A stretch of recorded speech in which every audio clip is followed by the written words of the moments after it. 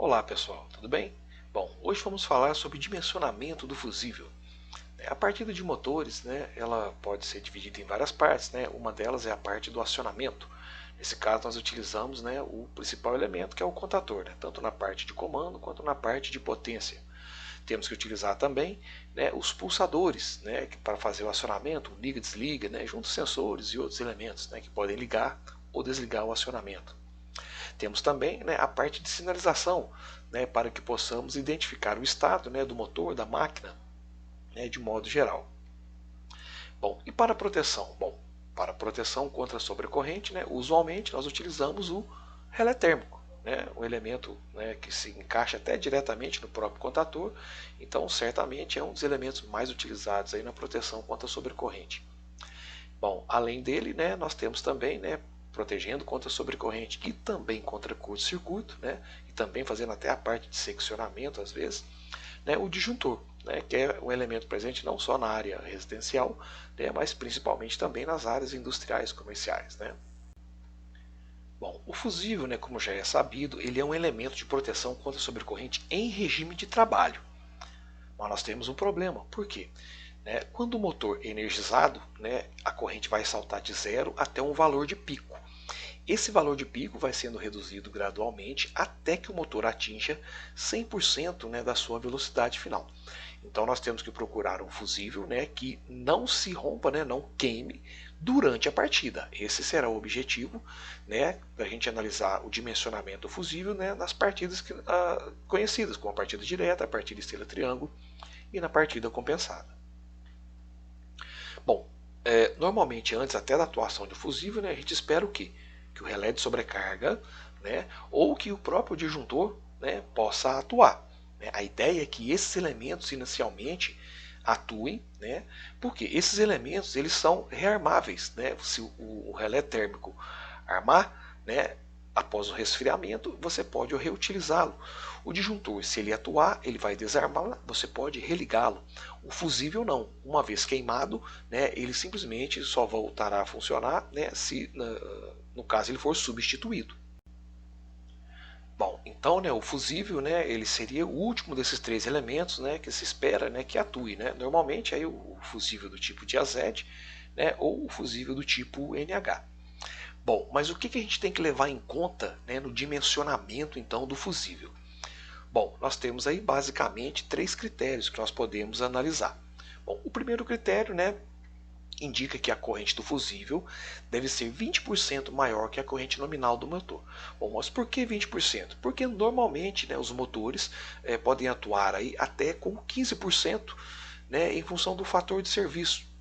A rede elétrica varia 10%, então é de bom praxe, é interessante você manter um fusível com um valor 20% maior do que a corrente nominal.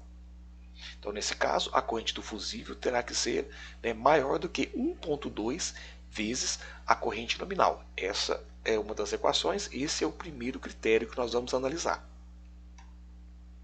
Bom, ainda no dimensionamento do fusível, considerando, claro, que sempre considerando que o fusível está em série com o contator a ser protegido. No segundo critério, então a corrente nominal do fusível ela deverá ser inferior à corrente máxima do fusível dimensionado para o contator. Bom, essa informação ela é obtida através do catálogo. Então, no catálogo, nós vamos ter um IF max para o contator e a corrente do fusível deverá ser menor do que a corrente do contator. Ou seja, o fusível deve se queimar primeiro do que o contator. Essa é a ideia. Se passar então uma corrente além da nominal, o fusível vai ter que queimar primeiro do que o contator.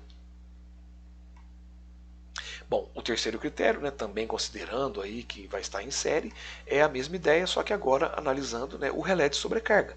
Então, se a proteção vai incluir o relé de sobrecarga, a corrente nominal do fusível também tem que ser inferior à corrente máxima do fusível que for dimensionado para o relé de sobrecarga. É a mesma ideia. Então, se houver uma atuação, primeiro o fusível deve queimar, ao invés de queimar o relé de sobrecarga, ao invés de queimar o contator. Então, esse é o terceiro critério que nós vamos utilizar. Bom, então, resumidamente, no dimensionamento do fusível, nós temos que a corrente do fusível deve ser maior do que 20% a corrente nominal, a corrente do fusível deve ser menor, tanto que a corrente de fusão do contator, quanto a corrente de fusão do relé térmico. Bom, esses valores, né, de fusão têm que ser obtidos no catálogo. A corrente nominal, obviamente, ela vai depender da potência, né, da tensão, do tipo de motor que estiver sendo analisado. Bom, temos aqui o diagrama de potência, né, da partida direta de motores, né. Aqui nós temos o diagrama seco, né, o diagrama simples, sem proteção alguma, né, somente com o contator, a rede de alimentação e o motor. Nós podemos inserir aqui, né, a proteção contra sobrecarga, né, utilizando o relé térmico, né, e o que nós vamos analisar é o fusível, né, o dimensionamento do fusível. Bom, não tem outra posição a não ser em série, né, com o contator e em série com o relé térmico, né, essa é a posição aí do fusível. Bom, nós vamos analisar, né, as condições, né, para que a gente possa fazer o correto dimensionamento, né, quais são os critérios para se dimensionar o fusível na partida direta de motores. Temos aqui um exemplo, né? Qual então o fusível tipo Diazed deve ser utilizado na proteção de um motor 380 volts, 20 amperes, fator multiplicador de pico de 3.5 com um tempo de partida de 5 segundos. Bom, então inicialmente, né, para analisarmos a curva do fusível, nós temos que obter aqui a corrente de pico no motor. Então o multiplicador, né, o fator IP e N, né, multiplicado pelo valor da corrente nominal, é ele quem vai nos dar então o valor de pico. Então pegando, né, o valor nominal 20 vezes 3,5, obtemos aí, né, uma corrente de pico de 70 amperes, ou seja, um motor com a corrente de 20 amperes com um multiplicador de 3.5 irá atingir um pico de 70 amperes. Bom, considerando que o tempo, né, vai ser de 5 segundos, vamos então analisar a curva do fusível para obtermos qual o valor, né, referente, né, para que possamos continuar a análise e verificar os critérios, né, no dimensionamento. Bom, temos aqui a curva do fusível Diazed, né, então a corrente, né, é o eixo X, né, o tempo é o eixo Y. Então, né, se a corrente é 70 amperes, o tempo é 5 segundos, né, fazendo o cruzamento, né, do 70 amperes por 5 segundos, nós obtemos aqui então, né, esse ponto fica anterior à curva de 25 amperes. Então, pela curva do fusível, né, temos que escolher aqui, né, o fusível Diazed de 25 amperes. Bom, esse valor do fusível, né, vai ter que ser comparado com o valor nominal da corrente e com o valor de fusão, né, do contator e do relé térmico. Esses elementos serão obtidos através do catálogo. Bom, nós obtivemos, né, então a curva do fusível de 25 amperes. Será que esse valor é maior do que 20% da corrente nominal? Então vamos fazer o cálculo, né? 1.2 vezes a corrente nominal, 1.2 vezes 20 amperes, dá 24 amperes. Então 25 amperes é maior do que 24. Então o primeiro critério está satisfeito, né? Isso já foi verificado. Bom, para fazermos o critério 2 e o critério 3, né, nós deveremos então analisar o contator, né, e o relé térmico. Então, para um motor em partida direta, considerando um fator de serviço, um fator de segurança, né, a corrente de emprego, né, do contator, né, é dada por, né, 1.15 vezes IN. Utilizando então o valor de 20 amperes, a corrente do contator deve ser aí maior do que 23 amperes. Consultando, né, o catálogo da Siemens, né, nós podemos verificar aqui, por exemplo, né, um modelo com uma corrente nominal máxima de 25.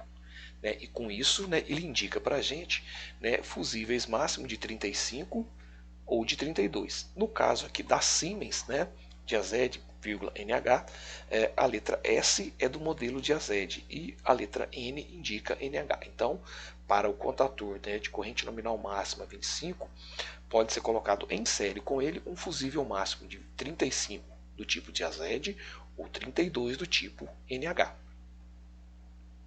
Bom, então com isso nós podemos verificar aqui, né, o segundo critério, né, a corrente do fusível, né, de acordo com, né, o contator, pode ser, né, de 35 ou 32.